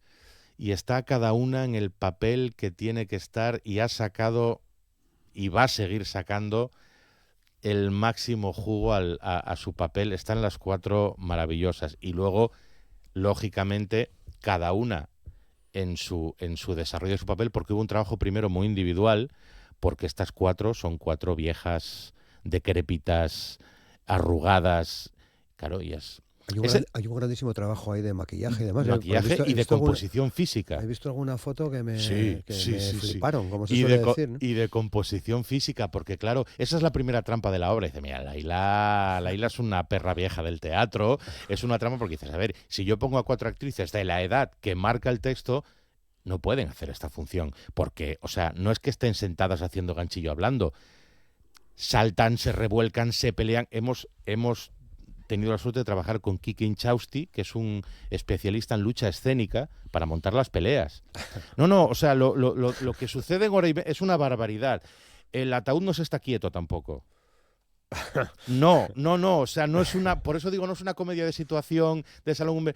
Empieza así, y luego, claro, entonces hacía falta, yo por WhatsApp, en el grupo de WhatsApp que hice, digo, bueno, chicas, falta una semana, venga, muchas ganas. Cuando estábamos a punto de empezar, digo, de verdad, os voy a pedir 2 cosas. Una, texto aprendido, esto es así, Y 2, yo iba en serio, poneos en forma. Porque nos espera un trabajo físico y mental muy duro. Y ha sido duro, pero bueno, de esto que, hombre, cuando un entrenamiento que tú sudas, tú tal, pero te gusta. Es que sois profesionales. Exacto, te gusta y Sandro, te genera endorfinas, claro, yo qué sé, esta dureza, ¿no? Bueno, estas 4 actrices, si no me equivoco, son Cristina Lorenzo, Bea Cantelli, Laura Orduña y Concha Rodríguez. Eso es. Que las veremos mañana en el Filarmónica. Qué guapo esto de presentar en pleno San Mateo, ¿no? De estrenar en pleno San Mateo, además, Hombre, en el Filarmónica. somos una compañía de Oviedo.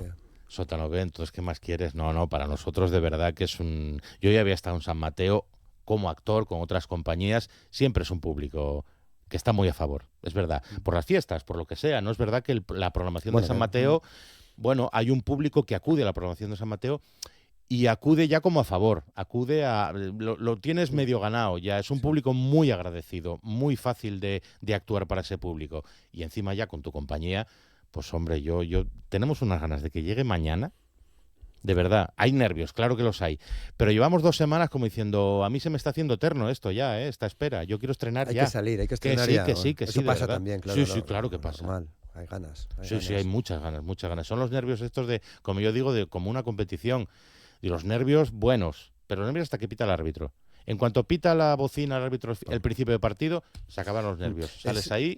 Vale, ejercicio físico, Sí. preparación física, ese ataúd que parece ser inquietante, como diría un afamado presentador de televisión, inquietante, casi apocalíptico, que se mueve, pero es un montaje complicado en el escenario, hay muchos elementos. No, que va, en absoluto, para nada. Yo, mira, en eso sí vemos, cuando te decía la misma forma de encarar el trabajo, de ver el teatro es el reino de la sugerencia. Hay que dejarle al espectador que el espectador complete la función. El espectador, yo ya lo siento mucho, tiene que poner de su parte. Yo creo que esto al buen espectador de teatro lo sabe y le gusta, porque, perdóname, es que me enrollo, hablo mucho, pero es que, hay un tema que me gusta, me parece fascinante. Hay gente que dice, no me gusta el teatro, nunca he ido. Eso es el único arte que conozco que pase. Y luego, cuando hablas con chavales, con gente joven, a mí me gusta muchísimo hacer campaña escolar para el futuro, ¿no? de nuestro público. Y tienes un debate con ellos, y dices, es que no me gusta el teatro, es que... Digo, bueno, has tenido la mala suerte a lo mejor de ir a una obra de teatro y no te ha gustado. Qué pena. Digo, perdóname una pregunta. ¿Tú vas al cine? Porque no todo lo que ves te gustará. Tú vas al cine, ves una película que no te gusta y no piensas jamás vuelvo al cine. Dices, esta película no me ha gustado. Pero no dices, no me gusta el cine, no vuelvo más. Porque el teatro sí. Porque esta injusticia con el teatro. Esto pasa. Sí, estoy seguro. Yo creo que es porque, aunque se transmita genéticamente, yo qué sé, el teatro exige un esfuerzo por parte del espectador que en el cine, que ningún otro arte exige. La pintura, ningún otro arte, me refiero al teatro, que es mi parte de arte escénico. El arte escénico, la danza también, por supuesto, porque está sucediendo ahí, ahora, para ti. No es algo que alguien haya hecho, lo deja ahí, tú lo ves cuando quieras, es una visión pasiva. Te puede emocionar, por supuesto, te puede arrastrar y llevar a emociones brutales, pero no está sucediendo en ese momento como es el teatro. En el buen teatro es muy difícil arrellanarse en el sillón con tu Coca-Cola y tu tal y decir, pues venga, voy a disfrutar aquí de lo que me echen. El buen teatro no te deja hacer eso. El buen teatro te mantiene ahí y eso hay gente que muy vaga y muy comodona que le cuesta. No pasa nada, ¿eh? No pasa nada. De todo hay, ¿eh? De todo hay. Por eso digo que, como empezaba todo esto, la escenografía y el montaje no es complicado. Es muy básico, muy sencillo, muy sugerente, muy visual. Eso sí es verdad. Bueno, ¿qué te voy a decir yo? Es precioso. Pero es lo imprescindible para que sugiera al espectador todo lo que él en su cabeza, en su imaginación, nada que nosotros pongamos ahí arriba va a ser más potente que la imaginación del espectador. Claro. Nunca, jamás. Bueno, por lo tanto, en este tiempo que tenemos por delante, muy centrado, Sandro, en Atrabilis, ¿no? Sí. En esta gira, ¿no desarrollas ningún tipo de proyecto paralelo en este tiempo? O... Sí, todos, ¿también? Todos. Yo a mí cuando me preguntan en qué estás, digo, yo acabo antes, ¿en qué no estoy? Y acabo antes, no, es broma, ¿eh? Pero es verdad que, hombre, como compañía tenemos, este es el proyecto, claramente. Lo que pasa es que luego como actor y como director contratado, digamos, pues sí que estoy en varios proyectos, varias compañías, bueno. ¿Estás bien? ¿Estás a gusto? Sí, contento? muy a gusto. Hombre, es verdad que hay temporadas muy locas, pero también te quejas. ¿Por qué hay que quejarse? Porque es humano, qué caray, con la boca pequeña. Porque sabes que te estás quejando de que trabajas mucho en la profesión que amas. Y claro, a veces te quejas y te miran como diciendo, mira, te doy así. Pero bueno, hombre, hay que quejarse. Yo que sé, hay días que dices, ay, estoy muy cansado, pero bueno, con la boca pequeña. Bueno, pues para el público asturiano mañana en el Filarmónica, Atrabilis, estreno. La siguiente oportunidad en Asturias será la de Langreo, el próximo día 27. Eso es. Y luego, bueno, seguramente... Igual hay posibilidad de que volváis. Sí, ya veremos, ¿no? Sí, hombre, ahora mismo no me sé de memoria. Vamos a estar en Asturias, o sea, vamos a estar en Cantabria, vamos a estar en Zamora, vamos a estar en Extremadura, en varios sitios de Extremadura y de Cantabria. Aquí en Asturias, no te sé decir la fecha, estamos en Candás y estamos el 11 de diciembre, eso sí, en el Jovellanos, en el Teatro Jovellanos, aquí en Gijón. Y hombre, yo espero que salgan más cosas. Que el semestre que viene, sí, estoy convencido de que los asturianos van a tener muchas oportunidades de ver Atrabilis sin tener que salir de su región, comunidad. De su comunidad. Sandro, un placer tenerte con nosotros en el programa. Muchas gracias, que vaya bien. Muchas gracias, mucha suerte. Muchísimas gracias, muchas gracias.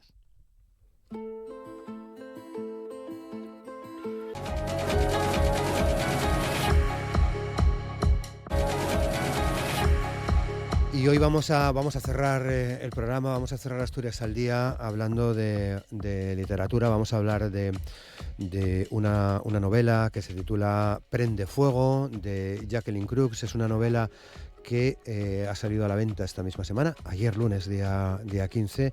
Es una novela que edita la editorial asturiana Colectivo Brusixta. Nos acompaña Jandro Alvar González, que es editor del Colectivo Brusista. ¿Qué tal? ¿Cómo estás? Muy bien. Jandro, buenos días. Buenos días, Roberto. Muchas gracias. Encantado de estar aquí, la verdad, como siempre. Andáis a tope. Sí. Acabas de llegar de Madrid. Sí, estuvimos en Madrid en una feria que se llama el Back to the Book, que se celebró en Matadero, y la verdad que muy contento. Vino muchísima gente por allí. Es el segundo año que la hacen y yo creo que repetiremos. Qué bien. Con una novedad bajo el brazo, como es Prende Fuego. Salí ayer a la venta. Está generando ciertas expectativas. Pues sí, la verdad es que bueno, es una novela que ya hizo bastante ruido cuando se publicó en inglés. Fue finalista del Women Prize, que es un premio de literatura escrito por mujeres muy, muy reconocido, y también fue ganadora del Pen Open Book Award a mejor debut, mejor primera novela.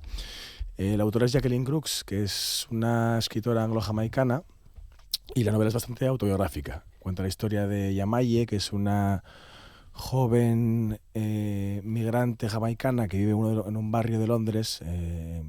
Estamos hablando de principios de los años 80, una época marcada por las tensiones raciales en Inglaterra, donde el Frente Nacional, que era un partido de extrema derecha, estaba enarbolando discursos xenófobos y que pedían la repatriación de los migrantes que habían llegado pues después de la Segunda Guerra Mundial para reconstruir el país cuando necesitaba manos de obra. En ese momento había una crisis económica tremenda y pues lo que antes necesitaban, en ese momento pues ya había muchas más tensiones y la derecha se aprovechaba de ellas, ¿no? Entonces esta chica se refugia un poco de ese ambiente y de una situación familiar muy difícil, ya que vive con su padre, que es un hombre muy, muy callado y con el que tiene una relación muy fría. Se refugia en la música, va con sus dos amigas a un club que se llama La Cripta, que está realmente en una cripta, porque hay que decir que la comunidad jamaicana utilizaba la música como refugio, como signo de identidad, y como no les dejaban entrar en los clubes de Londres, la mayoría tenían cupos para negros y no les dejaban entrar, tenían que buscarse la vida y hacer fiestas en otros espacios, ¿no? Y en este caso, pues donde iban era en el cementerio del barrio donde ella vive, que es un barrio con mucha presencia de negros, hacen una fiesta siempre en la cripta de la iglesia del cementerio. Y pues digamos que ella se refugia de esta situación en la música, pero hay unos disturbios que son reales, los disturbios de Southall en el año 81, que dieron pie a una serie de disturbios durante todo el año, que bueno, supusieron casi el despertar, la toma de conciencia de la comunidad antillana en Reino Unido. Digamos que su vida da un vuelco y se va arrastrada a un viaje que la lleva hasta los bajos fondos de Bristol y la termina arrastrando hasta Jamaica, donde ella intentará pues completar un poco el puzzle de su familia y también dar un poco de luz a su propia identidad como jamaicana, cuál es el pasado de su comunidad, etcétera. Entonces es una novela que por un lado es de descubrimiento, de juventud, que te lleva a ese Londres del reggae, donde los jamaicanos estaban empezando a construir sus espacios musicales, que luego tendrá una influencia tremenda en toda la música anglosajona, pero también se puede leer como una novela de aventuras y de descubrimiento personal. Claro. Bueno, la música casi siempre presente en los libros que edita el colectivo Brusista, ¿no?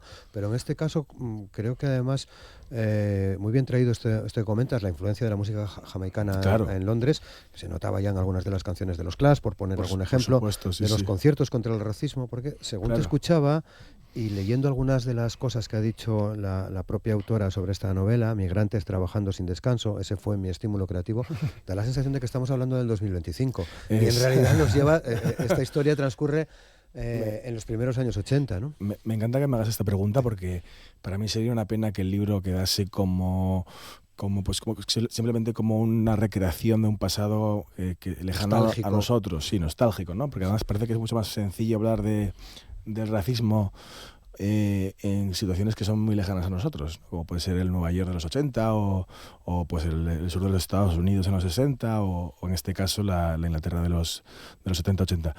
Y yo creo que realmente de los disturbios de Brixton que aparecen en este libro, lo que pasó en Torre Pacheco hace unos meses, tampoco hay tanta diferencia, y lo que aspiramos con este libro y uno de los motivos que hemos tenido para publicarlo es porque creo que dialoga muy bien con el presente y tenemos una oportunidad para no repetir los errores que se cometieron en ese momento, ¿no? Porque la situación del Reino Unido en esa época se parece bastante a la nuestra, en el sentido de que ellos estaban enfrentándose por primera vez a problemas de tensiones raciales y con los migrantes de segunda generación como los que podemos tener ahora aquí, ¿no? Que es fácil no ser racista cuando no hay problemas con comunidades a las que tú tienes el deber de integrar, ¿no? En un país colonial, claro, como fue Reino Unido o como fue España, ¿no? Exactamente, o sea, con un pasado colonial tremendo. En el caso del Reino Unido, pues hacía 4 días que habían estado esclavizando a esas poblaciones, las habían llevado hasta allí, de hecho las habían arrancado de África, las habían llevado allí para el cultivo del azúcar y luego las habían vuelto a arrastrar otra vez hasta la metrópoli. Y nunca las habían considerado ciudadanos de primera, ¿no? Estamos hablando de un momento en el que había una ley que se llamaba la ley de sospechosos, según la cual si una persona andaba por la calle y tenía aspecto de cometer un delito, es decir, básicamente si era negro, la policía podía detenerla y tenerla 48 horas incomunicada. Bien, bueno, pues Prende Fuego se va a presentar esta misma semana. Os vais a ir a Barcelona el día 18, el jueves. Exactamente, sí. Vais a estar acompañados de Amat, de Kika Amat, y de la propia autora, ¿no? Exactamente. Que me decías que viene a la presentación. Hemos tenido la suerte de que, gracias a la Virreina, del Centro de la Imatge de Barcelona, podemos tener a la autora con nosotros y el jueves estará presentando el libro en Barcelona y el viernes en Madrid en el Ateneo La Maliciosa, los 2 días a las 7 de la tarde. ¿Va a estar también en Madrid la autora? Sí, la autora va a estar también en Madrid y luego también lo presentaremos nosotros, en este caso sin la autora, aunque no descartamos traerla en un futuro, el 18 de octubre en Las Cigarreres. Aquí en Gijón. Aquí en Gijón. Bueno, tenéis muy buen olfato en el colectivo, ¿no? Porque es verdad que siempre te lo digo, ¿no? Porque me sorprende esa capacidad que tenéis para para publicar este tipo de historias, ¿no? ¿Cómo os llegó? ¿Dónde encontrasteis esta novela? Bueno, es mitad olfato, posiblemente mitad inconsciencia también. Pues bendita sea, claro, ¿no? La inconsciencia, Jandro, claro. Esta novela la encontró Adela, mi socia. En realidad la encontró leyendo un artículo en The Guardian, que la ponían por las nubes en este caso. Sí. También vamos mucho a Londres, tenemos muy buena relación con gente allí, tenemos buenos amigos y siempre vamos a las librerías también y nos pasan libros. Y yo creo que uno de los grandes... Este es un libro al que posiblemente nosotros no hubiésemos tenido acceso, porque es un libro que ha sido muy premiado y que realmente en Inglaterra ha sido un fenómeno editorial potente. Pero creo que pues aquí las editoriales no se atrevían demasiado porque la realidad jamaicana quizá nos queda más lejos, y también por algo muy importante que es la traducción, ¿no? Que también quiero hablar un poquito de ella, sí, porque la autora... la traducción la ha hecho Enrique Maldonado Roldán, que es un traductor muy muy reconocido y ha hecho un trabajo increíble. Realmente el libro está escrito en parte con mucho slang jamaicano, ¿no? La autora un poco retuerce el lenguaje para mostrar un poco cómo los jamaicanos se apropian del lenguaje inglés y lo utilizan también como arma como una especie de recolonización. Y Enrique, en lugar de haber optado por una traducción neutra, ha hecho un trabajo, yo creo que va a ser muy llamativo y que va a dar mucho que hablar. Entonces también recomiendo a todo el mundo que se acerque al libro por este motivo, porque creo que ha hecho un trabajo digno de alabar y que creo que llama mucho la atención. Bueno, vuelve a ser llamativo también, marca de la casa, el trabajo de Adela en el diseño. Sí, ¿no? por supuesto. Ha hecho un trabajazo, es muy potente. Y la verdad que creo que ha quedado un señor libro. Sí, desde luego que sí, vamos, está a la vista, ¿no? Que es un gran trabajo. O sea que aquí, además de la inconsciencia, hubo muy buen olfato, porque la edición de Prende Fuego en inglés es del 23, creo. Sí, ¿no? sí. Hace un par de años, ¿no? Justo conseguimos los derechos justo cuando acaba de salir allí en Reino Unido. Luego, no sé, un trabajo, evidentemente, pues buscar al traductor, traducirlo, etcétera, pero sí. Lo tenemos ya fichado desde que salió. Y nada, pues yo creo que ha salido a la venta ayer. Realmente estamos aquí en plena primicia, ¿no? Qué bien, qué guapo. Te lo agradecemos mucho. Claro. Y ya lo tienen en todas sus librerías. Desde luego. Bueno, habla también muy bien de cómo trabajáis en el colectivo. Me imagino, estamos en septiembre, que todavía tendremos alguna novedad antes de final de año, alguna novedad más, ¿no? Alguna novedad más que también voy a desvelar aquí, aunque no debería, pero ya que estamos. Se trata de Carne, de David Pascual, el autor de Dinosaurio, una novela que publicamos el año pasado. Es un autor joven valenciano muy prometedor que ha escrito una especie de thriller sobre el auge de la telebasura en España en los 90, ¿no? Ambientado en un pueblo de Valencia, con ecos del caso Alcácer, aunque el caso Alcácer no se menciona. Digamos que es una mezcla entre Twin Peaks y el diario de Patricia. Vamos a dejarlo así. Bueno, como frase para el mármol. Me encaja muy bien en vuestra, sí. en vuestra línea editorial, porque podríamos mencionar también, por ejemplo, Aquí Abajo, Aquí Abajo, que es una de vuestras novedades también, de hace muy pocos meses, ¿no? Unos pocos meses, sí. Nos lleva a ese territorio también, También, ¿no? es verdad, tenemos bastante conexión con el Mediterráneo. Vale. La verdad. Y sí, este libro, el de Aquí Abajo, es una escritora súper joven, Laia Viñas, que tiene 27 años, y ha escrito una novela sobre un grupo de amigos que vive en un pueblo del Delta del Ebro y que baja cada fin de semana en los 90 también a la ruta del bacalao, que realmente está inspirada en las historias que le contaban sus padres, ¿no? Que sí que iban a la ruta. Yo evidentemente por edad no puedo ir, pero ha construido una ficción, yo creo que más real que muchos relatos periodísticos sobre la escena. ¿Coinciden algunas cosas más en torno a esa etapa de los 90 en España? ¿Alguna peli, más material de otras editoriales? Y la verdad que cuando echas la vista atrás, los 90... Hay mucha nostalgia de los 80, pero es que los 90 ahora yo creo que fueron muy duros. Sí, fueron tremendos. Yo creo que en todos los sentidos. En todos los sentidos. Yo creo que estaban por contar en parte, ¿no? Y que también explican muchas cosas. En este caso, pues bueno, David se centra bastante en el tema de los medios de comunicación, aunque bueno, el libro es muy divertido, te digo que maneja los códigos del thriller, pero realmente es cuando nació pues un poco todo el fenómeno de la telebasura y de la, sí, y de me la acuerdo presencia perfectamente, en los claro. medios, claro. Bien, bueno, pues ya vendrás, ya supuesto. vuelves y seguimos hablando. Y si puedo traerle a él, pues mejor, pues que mejor, alucinará, seguro. Pues nos movemos en ese, claro. en ese plano, aunque pueda estar por teléfono. Claro, incluso, pues sería genial, sí. Bueno, pues ya vamos buscando fecha para esa presentación, pero lo que nos toca ahora es Prende Fuego, que, como decíamos, mencionabas a The Guardian, pero la verdad que la catarata de críticas positivas en los medios de comunicación anglosajones ha sido tremenda. Sí, ha sido tremenda.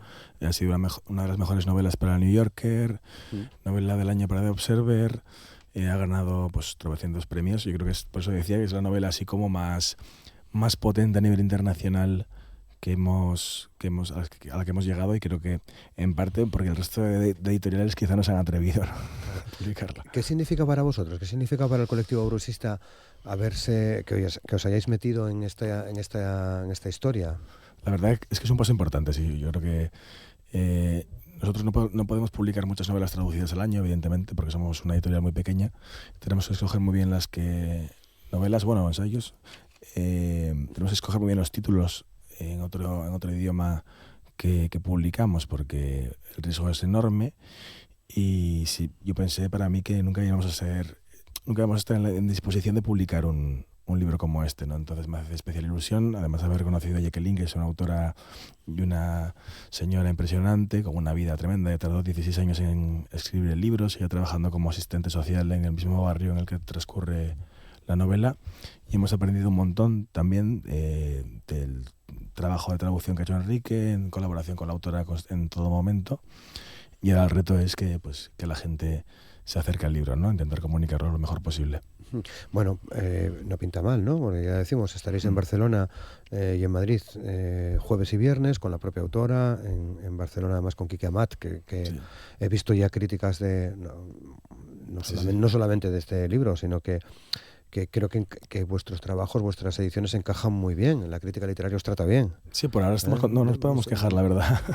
En el ámbito nacional, quiero decir, te encuentras con los suplementos literarios de los periódicos y ahí aparecéis. Sí, la verdad que no nos podemos quejar. Todavía no ha salido ninguna reseña, está el libro en las manos de unos cuantos periodistas. Espero que mantengamos esa línea, y Kiko Amat, la verdad que nos ha ayudado un montón también a traer a Jacqueline a España, así que también quiero agradecérselo por aquí. También estará con nosotros el jueves, como has dicho. Sí, bueno, pues será un día importante para vosotros poder presentar en Barcelona y en Madrid. Bueno, sí. Casi siempre lo hacéis, ¿no? En realidad, tratamos de hacerlo. Sentido os movéis bastante, ¿no? Sí, la verdad que no paramos, pero no siempre podemos traer a los autores desde fuera. Realmente solo hemos traído a Stuart Home hace unos años, también a Barcelona, y solo podemos cuando alguna librería o institución nos apoya, porque si no es algo absolutamente inviable, ¿no? Entonces también es muy especial porque vamos a poder contar con Jacqueline, que también es la primera vez que presenta un libro fuera en un país no anglosajón, porque es la primera traducción que se hace de la novela.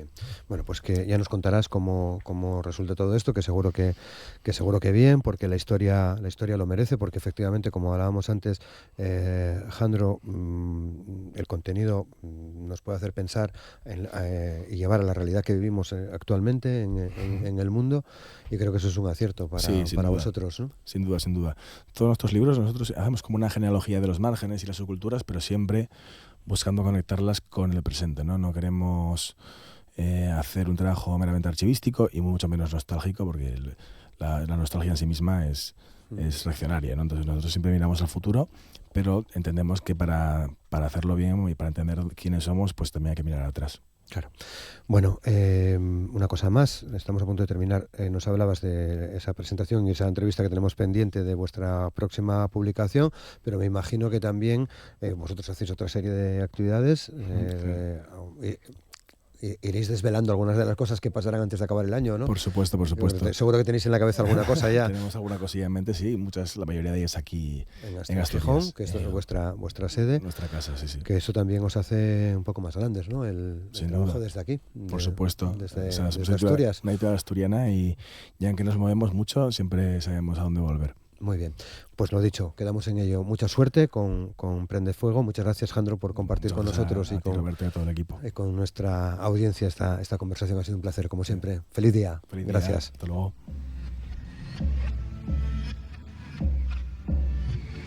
Y nos despedimos. Lo dejamos aquí, ya saben, pero mañana estaremos de nuevo con todos ustedes. Les esperamos. Disfruten de este martes. Hasta mañana. Muchas gracias.